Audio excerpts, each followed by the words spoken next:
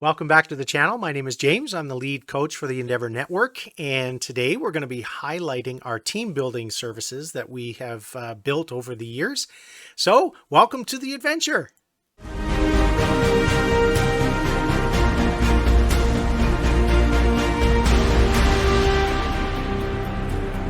So, thank you for watching today. We wanted to spend a few minutes just kind of outlining some of the group style coaching services that we do offer with Endeavour.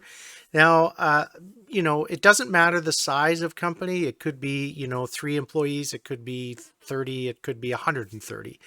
I think that, it's important to know that we've got, I've been facilitating group stuff for 25 years, 24 years now, and it's been a pleasure. I've got lots of stories. I mean, I could remember, just lots of stories. And one particular story comes out where I was working with a corporate retreat in the mountains, the Rocky Mountains, and they were on a retreat to build morale. They were a customer service group. And one particular lady, I asked the question out to everybody. I said, if you could do one thing new, what would it be? And this one lady said I would like to become a stronger public speaker. And I asked openly, as the crowd was there, I said, have you had experiences? No, but I get nervous every time. And, I said, okay, well, I asked permission and we walked through a moment with her, a brief few moments. And sometimes in a group setting, you can be distant and just kind of be clinical about things, or you can get personal in a good way. And this was one of those moments where you just had to stop everything and zero in and say, you're important. Your story matters. Your perspective matters. What it is that you want is important, because if you can conquer this issue, you might actually have better morale. You'll share a better influence in your group setting and become a momentum force for your colleagues around you. Anyway, so we stopped for a few minutes. She said, I wanted to be a better public speaker because I get nervous and I clam up. So I walked gently over to her vicinity and I looked at her and I said, what is the most favorite relationship or person in your life? And she said, my husband. I said, could you tell me something or tell us a little something about your husband that you really admire? And so she went on to discuss, kind of share a couple of minutes of all the really good things of what she admired and what she enjoyed about her husband, whom she loved very much. And I said, congratulations, you have just graduated Public Speaking 101. And everybody clapped and, and it was just a great moment, But she said, well, what's the congratulations for? And I said, well, you actually graduated from this because you had something good to say. And when you had something good to say, you shared it with everybody else. And guess what? It built up the morale in the room. The energy in the room got so much better. And it's something that I really, really enjoy doing. And I was invited back. I was the only facilitator for this particular company to be invited back 3 years in a row. They'd never done that before. But what they really admired was my ability to stop and prioritize an individual, because most of the people in the room, they're probably on there looking and they're going, that is so me, I better take a note, or I'm so glad that's not me, but I'm going to take a note. Most of the time people are rooting for you if you're honest and you want to really authentically get through stuff. So what is team building for Endeavour Network? For me, group workshops for 90 minutes, usually 90 minutes is that sweet spot, up to a day or 2 days, whatever they content they're looking for. We focus in, we provide content and Q&A, and I always make sure that if anybody needs a one-to-one connection in debrief, I make sure that that's available. So I may go in and do the workshop, but they always have a chance to connect with me outside. They can get on Zoom or give me a phone call or whatever. And I'm always happy to kind of, take 30, 40 minutes and just debrief with them. So that shows my level of commitment as a facilitator to my corporate client. So group workshops are available upon request. If it's within my wheelhouse, I'm certainly going to be able to offer a bunch of topics. Uh, but sometimes a client will say, "We want to go here. Is this something you feel you have some strength in?" And it may challenge me, and I may say, "Yeah, I can go for that." And then, of course, we do retreat facilitation. If a company's still, and I realize at this time right now, 2021, things are a little precarious on how to get people together for groups. Personally, I'm not afraid of that. So, don't feel hesitant in contacting me if you feel you have dynamics, you want to get a group together, whatever setup you have. I'm happy to still come in and engage people honestly and authentically. But group retreats, sometimes they do happen in the mountains, or you want to take your top leadership away. It's not just coming in and wowing people and giving a fantastic speech.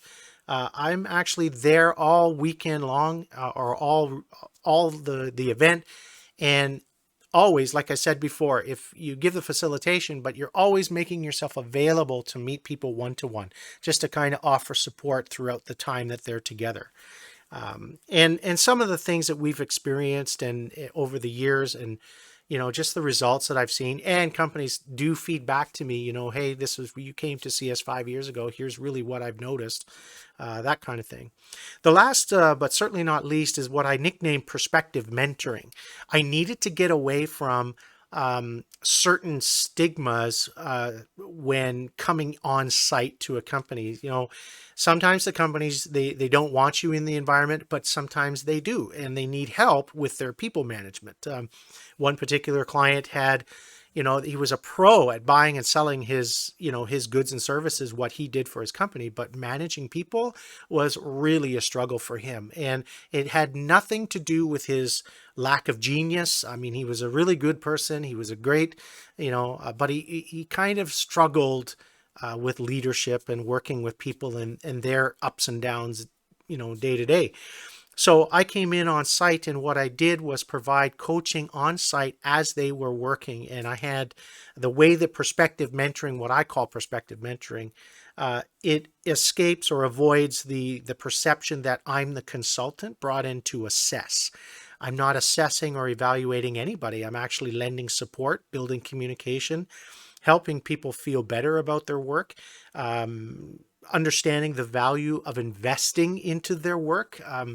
We had one particular young guy who was, back in '07, the market in my region was really hot, and good help was hard to find. And so if you lost this person, if they quit or resigned, that would be a major issue and a hiccup and very expensive. So I came in under this context.